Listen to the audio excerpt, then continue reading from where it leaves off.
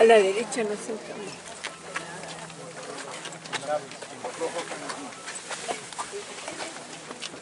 Lo voy a apagar, ¿ok?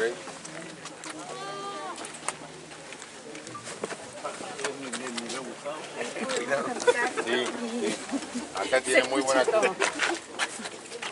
Beatriz, aquí podemos cantar y se escucha para todos. Quieren acá, Almita, está más despejado. De este lado, mira. Ay, baje, baje. Yo necesito, no, I need somebody to help me. Pero están exactamente en el mismo lugar en donde estaba el anfiteatro original. Después los guías te van a explicar un poquito más acerca de la importancia de este anfiteatro. Yo solamente le quiero recordar en este lugar seguramente habrán escuchado de la voz, pero como reciben tanta información, ¿no? Terminan medio como, ¿qué nos dijo que era esto? A veces nosotros nos encontramos en el Monte de los Olivos, los guías terminan toda una explicación en el Monte de los Olivos y terminan preguntándole después de 40 minutos, ¿qué era esto, hermano? Y entonces le dicen, la estatua de la libertad. Bueno, qué bueno, las fotos se llevan de la cúpula dorada. Entonces es bien importante que traten, no sé, de grabar si pueden, si pueden, de todas maneras ayudar con la grabación para que no quede más o menos, pero no se va a hacer solamente lo que nosotros estamos grabando, ¿ok? Y que traten ustedes de formarse con esto. Número uno, recuerden que nosotros teníamos un apóstol en la antigüedad llamado Shaul, en el lenguaje hebreo. Más tarde se iba a cambiar su nombre por Pablo, ¿sí? Pablo, recuerdan que él tuvo un encuentro con el Señor, si el Señor se le aparece a él, él pierde la visión, muy cerquita donde nosotros nos encontramos, aproximadamente 2 horas y media de ruta, en la zona norte de Israel, y después se va a la zona de Siria, Damasco, que está aquí en el país vecino, en la parte del norte de Israel. Nosotros vamos rumbo al norte, porque nos va a quedar toda aquella zona cerca. Pero hubo un problema con el apóstol Pablo. Recuerdan que el apóstol Pablo, él temía mucho por su vida. ¿Por qué temía por su vida? ¿Recuerdan por qué? Porque estudiaba los pies del sabio Gamaliel. No exactamente por eso, porque en realidad él era judío. Él era judío, era ciudadano romano, él estaba en contra. Era fariseo Al principio, pero después del encuentro se transforma en apóstol y él empieza a hablar la buena nueva, él empieza a decirle a los gentiles, aquellos que no estaban en el territorio de Israel, que no eran judíos, les hablaba acerca del Dios del pueblo de Israel y del Mesías del pueblo de Israel, y que ese Dios también era para las otras naciones, no solamente había venido a Israel. Muchísimo. Solamente pensemos, el apóstol Pablo estaba al borde de la muerte, pura amenaza, pero hasta lo último de lo último de lo último, él nunca dudó ni se detuvo en predicar. Llevó su mensaje hasta el último tiempo. Hasta el último tiempo. El apóstol Pedro era una persona que hacía y después pensaba lo que hacía. ¿Sí? Voy a caminar en el agua. Estoy en el agua. Blue, y yo siempre digo, hay muchos Pedros entre nosotros, ¿no? Y digo, ay, la regué, dicen por ahí en algún lenguaje. Y yo creo que Pedro era así. Él se lanzaba y después decía, ¿y ahora qué hago? Sálvenme de acá. Que la misericordia del Señor siempre gane. Así que si usted se lanzó a la aventura, se equivocó, el error de lo que fuese, siempre dice tranquilo. Es que yo sé por qué digo tranquilo. Porque yo conozco a un Dios que siempre te va a sacar de la luz. Independientemente de la situación en donde estés. Y lo único que nosotros tenemos que hacer es un solo mandato. Llevar el evangelio, llevar el mensaje. Desde Jerusalén, Judea, Samaria y los confines. Así que yo creo que solo de esos dos historias que tuve para contarles, hay una más y con esto termino. Y esta es interesante porque no es una historia. ¿Recuerdan un señor llamado Poncio Pilatos? Sí. El pueblo judío, para creer que tal Poncio Pilatos existió, se se tiene que basar en los escritos no neotestamentarios, es decir, no Nuevo Testamento. Lo que no es Nuevo Testamento en la época del segundo templo era Flavio Josefo. Flavio Josefo era un historiador que se vendió, judío que se vendió a los pueblos romanos y escribía todo lo que pasaba en las campañas romanas. Entonces, no existe dentro de los libros de Flavio Josefo un tal Poncio Pilato. Por lo tanto, por eso Dios llega a la conclusión de que Poncio Pilatos no existió, que es un invento de los cristianos en el Nuevo Testamento, porque solo aparece en el Nuevo Testamento, que no hubo tal procurador. Ahora, recuerdan ustedes que hay algo en las Escrituras que nos dice: si ustedes no hablan, las piedras darán testimonio de mí. Y eso es lo que pasó en Cesarea Marítima, donde nosotros nos encontramos. Ahora, conforme ustedes vayan a poder, aquí ya le van a mostrar una roca. Es una imitación, es una roca de lo que se encontró aquí original. Israel nace en el 1948, pero los arqueólogos recién se le dan después del 1948 necesitan descubrir la tierra de Israel. En todo ese trabajo arqueológico dan vuelta a una roca y se encuentran con una roca que tenía algo escrito. ¿Y qué creen ustedes que decía esa roca? Que ese lugar, el pretorio, había sido dedicado al prefecto Poncio Pilato. Es decir, hace 2000 años atrás se escribió que ese Poncio Pilato sí existió. No se escribió en los libros históricos, pero se escribió en las rocas y se le dedicó a ese edificio. Por eso que nos dice las piedras darán testimonio. A partir de ahí, la tierra de Israel se entendió 1700 más años más tarde que finalmente ese Poncio Pilato sí era real y que el Nuevo Testamento, tal y cual como lo tienen ustedes, es exacto. No tiene ninguna falla, es completamente palabra de Dios. En Cesarea Marítima, de donde salió Pablo a uno de sus viajes misioneros.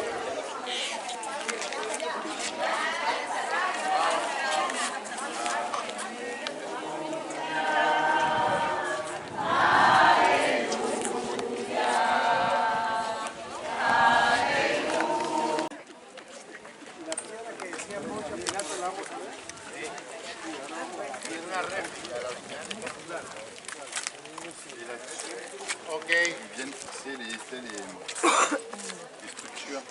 El grupo azul está aquí. Aquí. Sí. ¿Y me están escuchando? Sí. Bueno, hay milagros. Bueno, este es un teatro.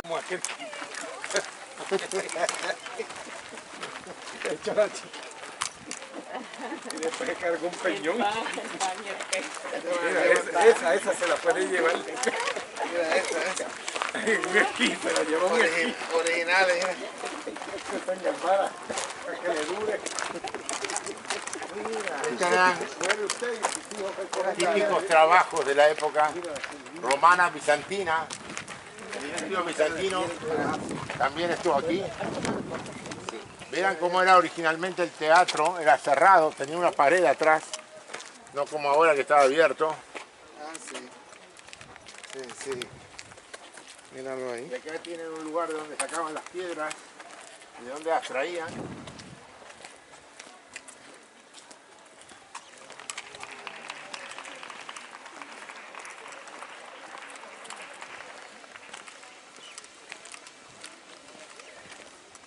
Acá tienen diferentes tipos de construcciones, los capiteles, las columnas. Habían 3 tipos de trabajos: dórico, iónico, corintio, que venían la mayoría de Grecia, del Imperio Helénico. El trabajo, diferentes trabajos de los capiteles. Y en acá tenemos la cruz, ya de la época bizantina, que toman al cristianismo como religión oficial. Ven ahí que hay una cruz, ahí arriba, ahí acá al costado también. Los capiteles son de la época bizantina ya.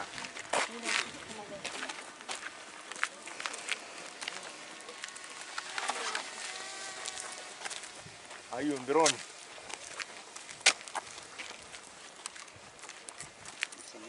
Estos son sarcófagos de la época romana, ponían cuerpos. Y acá tienen en este mapa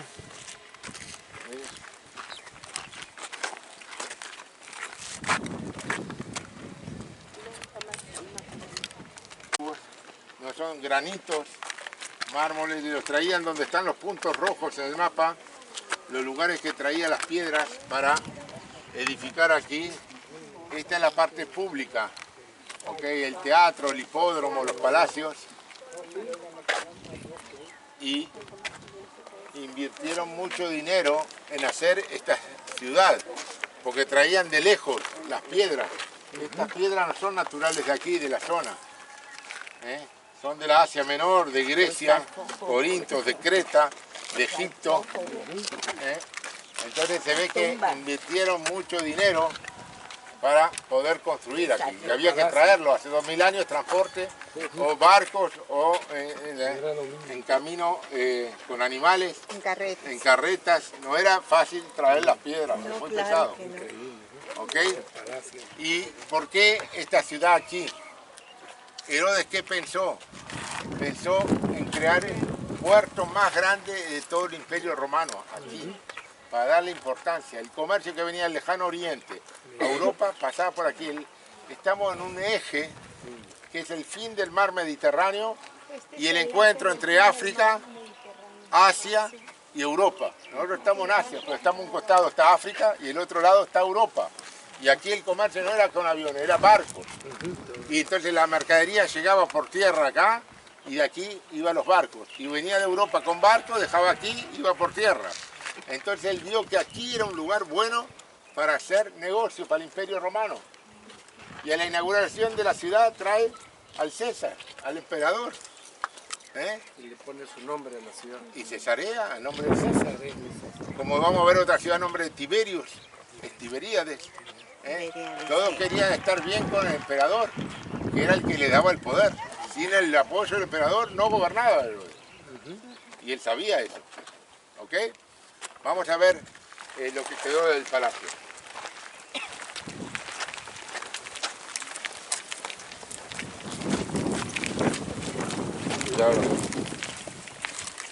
Acá se usa mucho el goteo por riego por goteo. Vea aquí la cabeza del león, es una figura en las columnas, vea el león.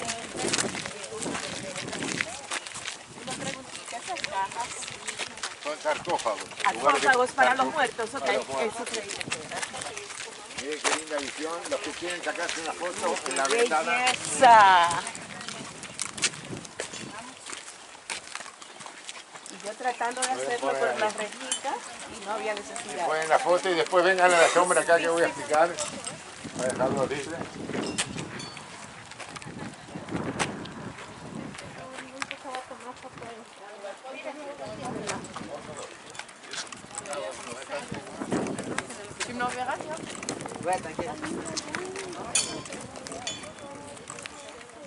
Otra por sí, otra por sí.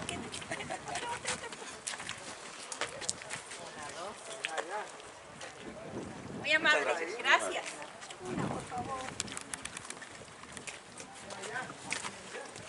Ahora voy a explicar.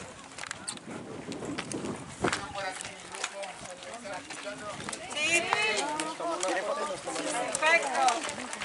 Mira, la idea es por aquí que yo voy a explicar y voy a dejar un tiempo libre, pero quiero que entiendan dónde estamos y lo que vemos. Allá enfrente el hipódromo, donde va la gente caminando, ven las plateas a la derecha, tenía plateas de este lado, pero fueron destruidas por el mar. Se cayó, tenía lugar para 12.000 personas, el hipódromo, y eran carreras no así de caballos sueltos, eran con carretas, tipo la película de Ben-Hur. ¿Se acuerdan de Ben-Hur? Sí. Ok, entonces aquí eran las carreras. El Imperio Romano quería darle pan y circo, le gustaba mucho darle show a la gente. Acá a la izquierda, después de las pequeñas columnas que vemos ahí, abajo estaba el palacio, contra las piedras. Ahí tienen parte de la muralla contra el mar y tenía una piscina interna, van a llegar hasta ahí, lo van a ver, y tenía piscina con agua del mar. ¿Por qué será que le hizo aquí la casa, que era el Palacio de Herodes, después la casa del gobernador romano? Porque tenía seguridad, si había problemas tomaba el barco y se iba a Roma. Estaban 4 días, está en Roma el barco, huyendo y salvándose la vida, digamos. ¿Okay? Entonces aquí el lugar. Y aquí había un jardín y había pequeñas casitas que eran cárceles. Y acá estuvo preso Pablo. Ahí, donde está la gente parada ahí con el guía, ahí estuvo preso. Y él apela al César, porque él tenía ciudadanía romana, era judío, pero tenía ciudadanía. Y dice, Félix, que era el emperador en ese entonces, aquí el gobernador, dice, apelas al César irás. Así contesta. Y luego de 2 años estar preso, llega a Roma, y saben que después de 2 años también lo matan, lo cuelgan. En fin, es una historia muy triste. Vamos a hacer así, vamos a visitar el jardín. La piedra famosa está ahí, es una réplica donde está el nombre de Porcio Pilatos, dice Pilatos, y también de Tiberius, que vino aquí a la inauguración también de aquí. Vamos a caminar ahí. Al fondo ven como una nave, no es una nave, es una estación de gas, que es nueva, ¿ok? Y eso es un futuro de traer la paz, porque hay un acuerdo ahora con Líbano, primer acuerdo, después de tantos años de lucha, de guerra. Gracias al gas hicimos el primer acuerdo sin llegar a ser amigos todavía, ¿no? Somos enemigos, pero compartimos el gas. Con cama afuera, amigos con cama afuera. ¿Ella que está allá? Allá, al fondo. Leviatán es el nombre. Ok, los invito lo que queda del palacio a la izquierda y ahí tiene una bajada al mar rapidito. Ahí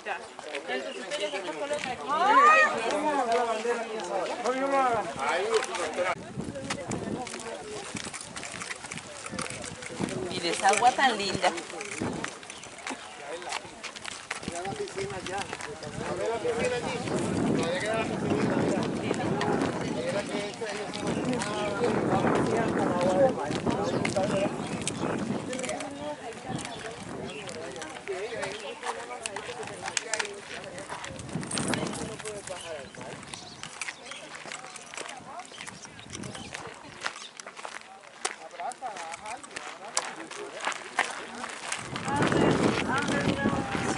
Es una de las cisternas que estaban debajo del... Sí, esa es.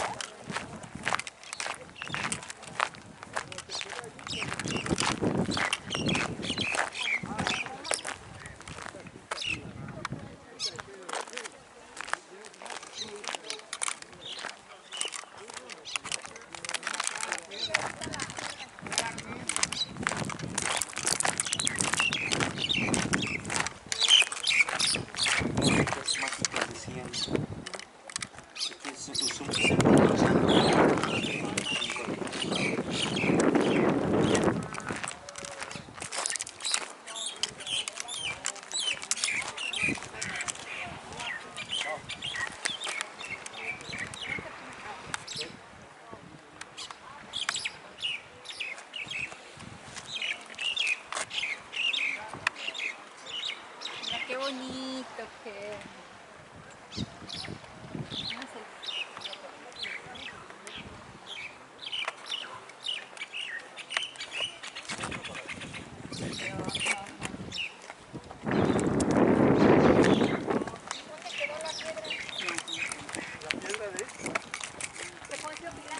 Es la que está allá donde saca el grupo ahorita. Es la roja.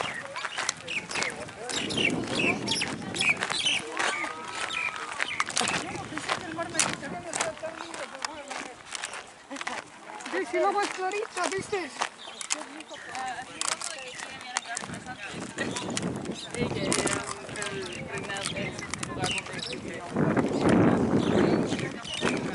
Jerusalén del museo. Sí, lo tienes que guardar.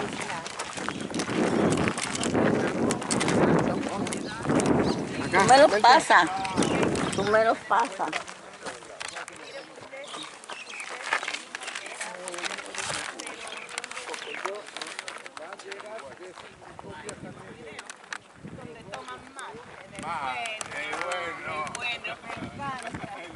Bueno, ¿cómo se llama? Hay como una sopa. Muy bueno, como creo que el guiso uruguayo, me encanta. Yo tengo también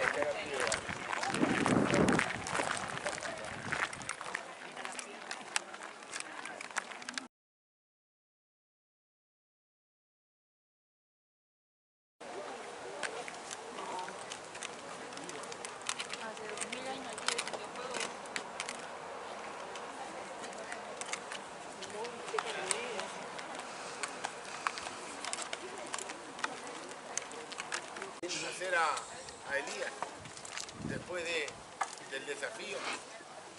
Ese río está contaminado hasta el día de hoy, ¿sabes? No, estoy hablando en serio.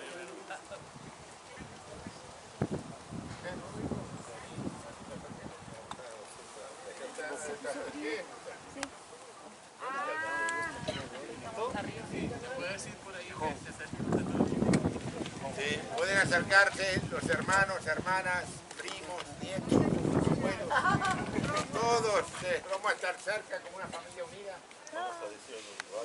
Acérquense. Aquí hay mucho espacio, miren. Hay mucho espacio para que No se oye, padre. Aquí no, porque te tapa el... Pero no, mira eso. Ahora. Ahí está, permiso, perdón.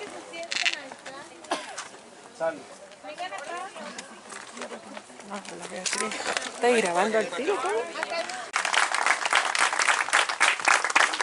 El papá se llama Enrique y el hijo se llama Josías Enrique. Así que unos dos cantos, si usted quiere usar sus manos para palmear, que nosotros acostumbramos a hacer eso, pero no está obligado, puede palmear los pies si quiere. Pero la cuestión es que escuchemos lo que el Señor nos quiere dar aquí en esta tarde a los hermanos Maldonado. Adelante, hermano Enrique. Quiere saludar, saludos también. Dios les bendiga a todos. Amén. Agradecemos a Dios por su gran amor, su gran misericordia, Amén. que nos concede estar aquí. En lo particular, Dios me ha concedido muchos sueños. Y uno de ellos, creo, uno de los más grandes, es el haber venido. Y agradezco a Dios por los pastores Padilla. Un aplauso a Jesucristo por el ministerio de ellos. Así que vamos a cantar al Señor con todo el alma y con todo el corazón. Amén. Amén. Gracias por la oportunidad. Dios les bendiga. Nos seguimos gozando. Amén. Gracias por los hermanos que nos han tenido consideración en el bus, allí afuera, en el avión. Gracias.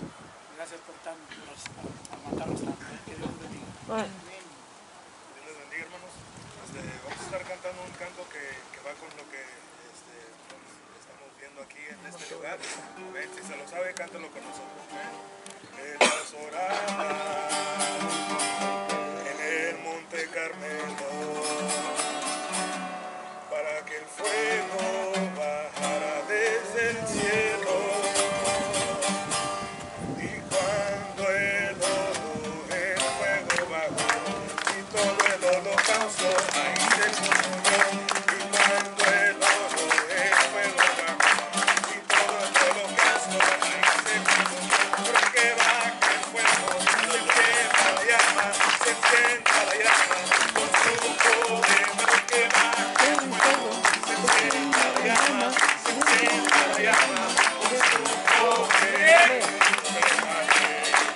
No me bendice, no me dejaré, no trae el alba, no me dejaré, no me bendice, no me dejaré, no trae el alba, bendíceme, bendíceme, bendíceme ahora, bendíceme, bendíceme, bendíceme ahora, bendíceme, bendíceme, bendíceme ahora, bendíceme, bendíceme, bendíceme ahora, ahora, ahora, bendíceme.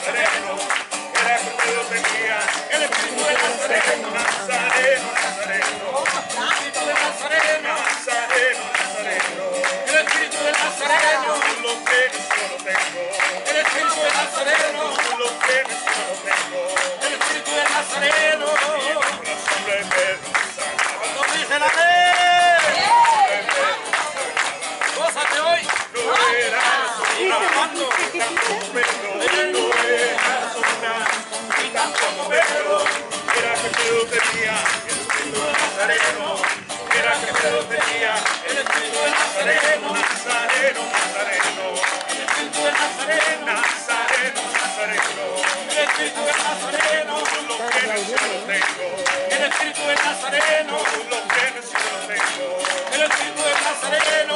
En el Salmo 22, la Biblia lo testifica. En el Salmo 22, la Biblia lo testifica. Él habita en la alabanza.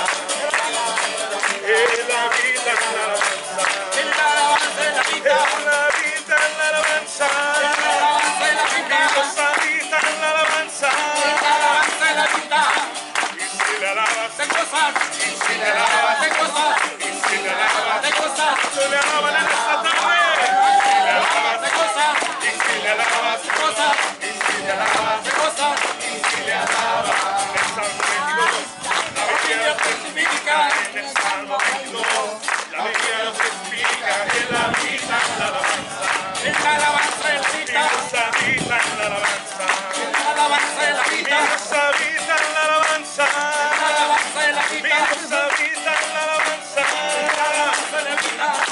Y si le alabas, Te gozas, y si le alabas, te gozas, y si le alabas, te gozas, y si le alabas, y si le alabas, te gozas. y si le alabas, ¡Gózate!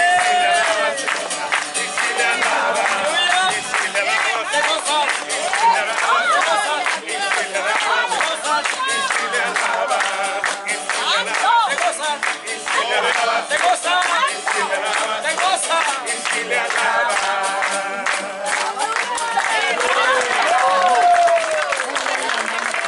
Importante. Ahora vamos, luego de la palabra vamos a subir a ver un panorama. ¿Aló? Sí. Bueno. Luego de la palabra vamos a subir a ver la vista de Armagedón, del lugar del valle donde va a ser la batalla final, aquella batalla anunciada en Apocalipsis. Pero antes vamos a hablar de un desafío que hubo acá. Estamos hablando, ¿cuánto? 2.700 años atrás, más o menos. Mucho tiempo, pero el desafío sigue en pie. Hay gente que no reconoce al Señor y es un desafío que tenemos. Este desafío es actual, aunque pasó hace tiempo atrás. Es un desafío permanente que tenemos. Y acá es una comprobación, una certificación con hechos, que hubo ese fuego y ese espíritu que viene de Dios. Había sequía en esa época. La gente se moría, los animales no tenían para comer, había que dejar esta tierra, hasta nos tuvimos que ir a Egipto para poder comer y tuvimos que volver. Gracias a Dios ahora esa etapa enseguida ha pasado, hay otros problemas, pero había sequía y de repente vino una nube, una mano del hombre, ¿no? Eso también pasó, una palma de la mano. Voy a dejar la palabra al pastor, que me va a ilustrar. Yo le dejo la Biblia, ¿Me escuchan sin eso? ¿O necesitan ponerles? No tenemos el mismo canal, ¿verdad? Bien, ya están los dos. Pero yo creo que sí me hago escuchar. Se escucha bien. Es que me enredo con eso. Está bien. Después me siento que no estoy hablando. Gracias. Cuando yo pienso en Elías, yo pienso en que él fue el que fue el favorecido con el primer, con la primera oficina de delivery, ¿verdad? Porque dice la Biblia que todos los días le entregaban su carne y su pan, y los cuervos eran su fe, ¿verdad? Qué lindo saber que hay un proveedor que nos envía lo que hay que enviar. Y nosotros recibimos lo que Él nos sabe dar, ¿verdad? Yo tengo un problema, yo cuando hablo aquí hablo demasiado largo, pero yo quisiera pedirles favor que nos permitieran. Traemos dos hermanos con una guitarrita y quisiéramos cantar un par de alabanzas. Y yo creo que en 5 minutos lo hacemos, si mis cantantes están por ahí ya cerca. Si no, pues vamos a proseguir, pero quisiéramos cantar 2 cantos. Tenemos a un dúo, papá e hijo, de Monterrey, Nuevo León. A ver, ahora sí, ya les termino, ¿verdad? Entonces, él es el pastor Enrique Maldonado y su hijo es su pastor asistente en la iglesia en una ciudad de Texas que se llama París. Ahí en Texas, esa ciudad de París tiene una torre como la de París, solo que encima tiene un sombrero charro. Porque pastores ahí desde el año 2000, son parte de nuestras iglesias. Nosotros tenemos una iglesia fundada en el 87 y es una iglesia hija de la iglesia que Dios me ha permitido pastorear por los últimos 35 años. Así es que yo soy de origen guatemalteco, porque hay otro guatemalteco aquí. Nací en Guatemala, no fue mi culpa, pero Dios me llevó ahí y gracias a Dios por eso, ¿verdad? Entonces no sé si los hermanos, ahí vienen. Angelón va a ser aquí. Todo esto, La última batalla. Esa autopista que tú ves allá son de la Fuerza Aérea de Israel. Los aviones aterrizan ahí y se desaparecen porque hay bajo tierra. ¿Hay qué? Mañana vamos a estar... Están debajo tierra. Él me ha dicho mañana, digo, al rato vamos a ir del otro lado. Están debajo de la tierra, los aviones. ¿En dónde? Aterrizan o salen de ahí porque debajo está la base militar. Ah, yo ¿Eso no se abre? No, lo sube, es sabía, como una fíjate. cueva quizás. Ah, es como una cueva. O sea, los aviones salen de la autopista, pero no se ven los aviones ahí, ¿verdad? Porque están debajo de la tierra. Entonces aquí va a ser la última hora ya. Ay, perdón, vengan a escuchar la plática. Dale, venimos a escuchar la plática. Está en bajo, nosotros tenemos dos piscinas y en estas piscinas nosotros mezclamos suelos diferentes junto con el agua. Después sacamos las piedras y también acostumbraba a pisar sobre este tipo de suelo, este tipo de arcilla, por causa que vas a hacer este tipo de suelo para quedar más suave. Después que él terminó de hacer todo este proceso, él va a traer toda la arcilla para vuela y él va a empujar con su pie la rueda y con sus manos él va a formar la herramienta, o ese utensilio. Además, después que él termina, él lleva esto para la sombra, para secarse, por causa, hermanos, por causa que estamos en el final del día, más o menos ya estamos un poquito con falta de trabajadores. Después que él termina de formar este tipo de utensilio, él lleva para la sombra para secarse, después para solidificar, para hacerlo quedar más sólido. Tenemos que llevar todos los utensilios para este horno que está allí, en el rincón, para asar, para realmente quemarlo, para hacerlo sólido. Ahora, en relación de la Biblia, nosotros sabemos que en el profeta Jeremías, cuando el pueblo judío era bien alejado del pueblo del Dios, el pueblo judío era alejado, el Señor llamaba a Jeremías para descender para casa del alfarero. Y él dijo, y Jeremías profetizaba vía el Espíritu Santo, y él dijo que ustedes son como la arcilla en mis manos y yo soy su alfarero, que es una imagen linda de nuestras relaciones con Dios.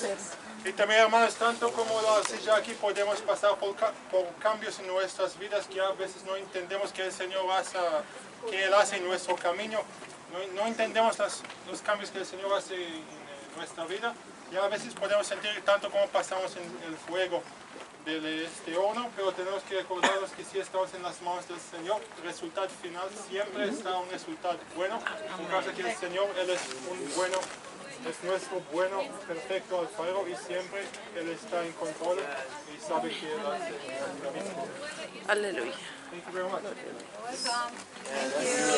Ahora, hermanos, ellos están saliendo de la prensa de aceitonas. Iremos ¿Y ellos qué hacen? Para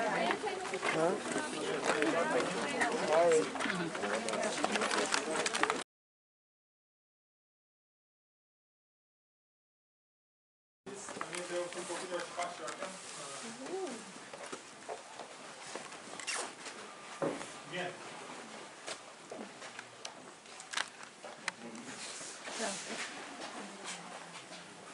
Bien, hermanos, nosotros estamos en la prensa de las aceitonas en la temporada de octubre hasta diciembre. Nosotros cosechamos las aceitonas, recogemos y después nosotros traemos todas las aceitonas aquí para esta fábrica. Después nosotros vamos a producir el aceite aquí. Y cómo el proceso comienza. La primera fase, nosotros ponemos las aceitonas aquí en la piedra de la vacía. No voy a poner más. El burro fue atado para esta viga de madera aquí y él estaba andando aquí en círculos, y la piedra del molino, que también es muy famosa en las palabras de Jesús, que él dijo, mejor tú falta su pescuezo para este tipo de piedra, lo que fallamos en este vertido. Después, hermanos, como ustedes pueden ver, nuestro búho está faltando, entonces me voy a hacer bonito para hoy. Ustedes pueden escuchar cómo fue el sonido de la aplastada aceitunas. Cuidado de la viga. Es muy pesada esta piedra.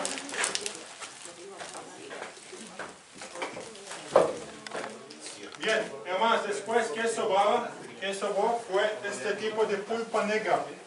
Este tipo de pulpa es una mezcla, claro que tenemos que rodearnos más veces.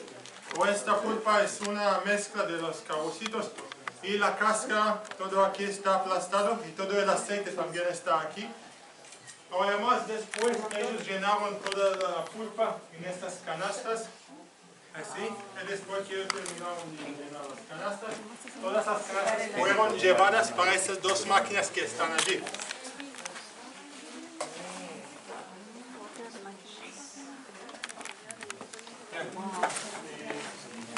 Hermanos, vengan conmigo, por favor.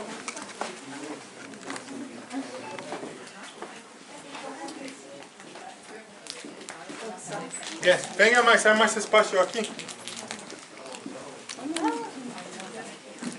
Hermanos, al final, para presionar las aceitunas otra vez, nosotros ponemos las canastas llenas con la pulpa encima de aquel pozo que está aquí. Después los hombres quedaron aquí parados, ellos usaron los palos.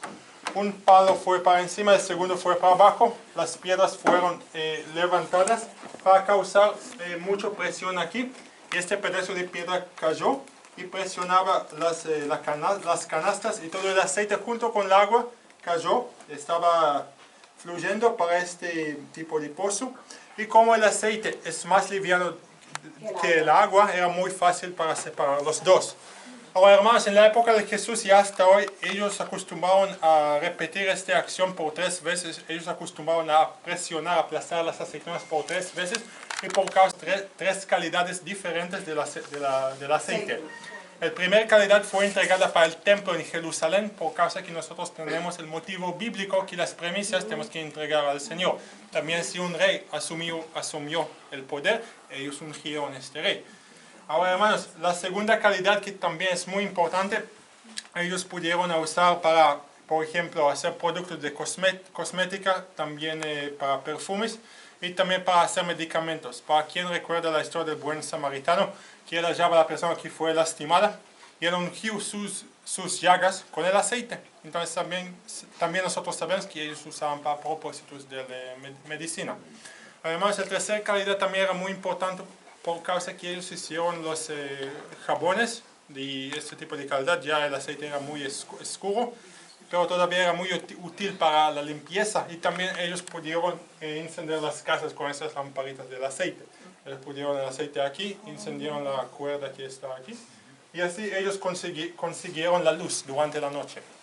Ahora más en relación de la Biblia, nosotros sabemos que Jesús, él pasaba su última noche de su vida en un lugar que se llama Jardín de Getsemaní. Y Getsemaní en hebreo significa prensa de la aceituna.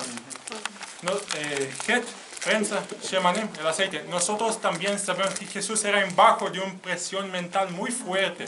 Él sudaba sangre y él llevó a sus 3 discípulos y él caminaba para orar y voltó a los discípulos 3 veces, que es la misma cantidad de presión de las aceitunas que tenemos aquí en la prensa. Entonces nosotros sabemos que tal vez Jesús intentaba simbolizarnos que cada ida y vuelta de oración tal vez significaba una prensa aquí de las aceitunas, y tanto como nosotros presionamos las aceitunas aquí físicamente 3 veces, nuestro Señor también fue aplastado 3 veces mentalmente para darnos esa buena salvación que Él sacrificaba allí en la cruz. Amén. Amén. Gracias, hermanos. Ahora nosotros vamos para...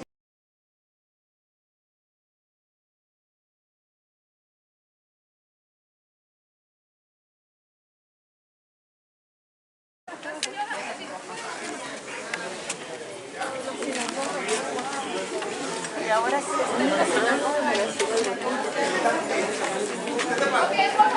Ahí está, mira, la Torá está en el libro de la ley en Hay que subirse, sentarse también en las... acreditar, por favor, al del rapón. Acá tenemos espacio y bien atrás tenemos espacio. Ok, mientras que todos están sentados, les quiero hablar un poco sobre la sinagoga. Bienvenidos en nuestra sinagoga.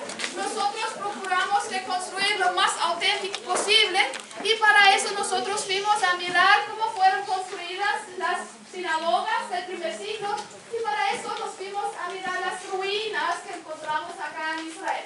Y a base de la información que sacamos de las ruinas tenemos esta sinagoga acá. Y si nosotros abrimos la Biblia y leemos, encontramos muchas veces la palabra sinagoga. Y la palabra sinagoga en la mayoría de los casos está relacionado con un versículo que dice, y las personas se fueron a la sinagoga para leer la escritura o algo así. Por favor, entren, hay más lugar, pueden juntarse un poco más, hay personas que todavía no tienen lugar en la sinagoga. Entonces, hay que juntarse y dar lugar para sus hermanos y hermanas. Gracias. Y al frente tenemos más lugar. Es decir, la sinagoga se usaba para leer la escritura, pero no solamente para leer la escritura, sino era un lugar social. Es decir, se usaba la sinagoga para encontrarse como comunidad, así como ahora estamos haciendo. La comunidad quería hablar sobre un tema, entonces se unía para hablar sobre ese tema. Y también se utilizaba para tener casos jurídicos y para los niños se usaba como escuela. Y como las personas del primer siglo no tenían Biblia, entonces tenían que irse a la sinagoga o al templo para escuchar la palabra de Dios. Cada sinagoga tenía escrituras, como acá tenemos la escritura acá arriba, y la escritura era en un recipiente así para guardar, y esa escritura guardamos en el espacio que tenemos ahí para que las escrituras no se dañen. Si abrimos otra vez nuestra Biblia, nosotros leemos en Lucas 4 que Jesús se fue a Nazaret. Y era un sábado, un Shabbat, él se fue a la sinagoga para escuchar de la escritura. Y en ese entonces las personas le invitaron, por favor nos lea una parte. Y él leyó una parte de los profetas que hoy en día conocemos de Isaías 61, versículo 1 y 2. Y les voy a leer en español. Y Jesús leyó: el Espíritu del Señor está sobre mí, por cuanto me ha ungido para dar buenas nuevas a los pobres. Me ha enviado a sanar a los quebrantados de corazón, a dar libertad a los cautivos y vista a los ciegos, a poner en libertad a los oprimidos y a predicar el año agradable del Señor. Jesús se sentó y las personas en la sinagoga eran agradecidas por las palabras que Jesús dijo. Y ellos se preguntaron, ¿esta persona no es el hijo de José, el que conocemos, el que creció con nosotros? Y Jesús se levantó y empezó a predicar. Pero de repente las personas eran enojadas. Eran tan enojados que hasta sacaron a Jesús de la sinagoga y le querían matar. Pero ¿qué pasó? ¿Por qué al principio eran tan agradecidos por las palabras y minutos más tarde eran tan enojados de Jesús que hasta le querían matar? Si nosotros leemos la prédica de Jesús, vemos que él menciona dos historias. Una historia habla de una viuda y gracias a Dios la viuda y su hijo no mueren en una sequía muy grande en Israel. La segunda historia habla de Naam, de una persona que tenía la lepra. Y gracias a Dios, esa persona fue sanada. Pero esas historias son buenas. Hablan cuán grande es Dios y que Dios está en situaciones difíciles y que Él ayuda en situaciones difíciles. Pero esas dos personas que Jesús menciona fueron no judías. Y para entender la reacción de las personas que estaban en la sinagoga, tenemos que ver también el contexto histórico. Sabemos que la situación pasa en una sinagoga en un pueblo judío. Es decir, todas las personas que estaban en la sinagoga eran judíos. Y en ese entonces los judíos sufrieron mucho de la opresión de los romanos. Es decir, ellos no fueron un pueblo libre. Y ellos esperaron a su Mesías. Ellos esperaron a una persona que va a venir y que va a dar libertad a ellos como pueblo. Y que ellos van a tener un rey. Pero Jesús, al mencionar esas dos historias de las personas que no fueron judías, quiere decir con eso que Él como Mesías, y a través de ese versículo que leyó del pasaje, dice que yo soy el Mesías al que están esperando. Y al mencionar esas dos historias de las personas no judías, también dice que yo como Mesías vengo también a sus enemigos. Quiero sanar a sus enemigos. Quiero dar libertad a sus enemigos. Pero esto no aceptaron. No aceptaron a un Mesías que viene también para sus enemigos. Que sana a sus enemigos. En su mente era una persona que va a venir y que va a dar libertad a ellos como pueblo. Entonces, puede ser que llegaron a la conclusión, el Mesías, el Jesús, que dice que ese Mesías no es así como nosotros tenemos en la mente. Entonces, para nosotros es un profeta, un Mesías falso. Y la Escritura también decía, si había un profeta falso, se le podía matar, porque era la justicia correcta o adecuado. Por eso sacaban a Jesús de la sinagoga y le querían matar, porque no aceptaron a ese Mesías. La historia termina en versículo 30, donde dice que sacaron a Jesús para matarle, pero Jesús pasó por medio de ellos y se fue. Mi deseo para nosotros es que nosotros podemos abrir nuestros corazones y que Dios nos pueda mostrar el verdadero Mesías. Amén. Amén. Entonces queremos salir y con eso terminar.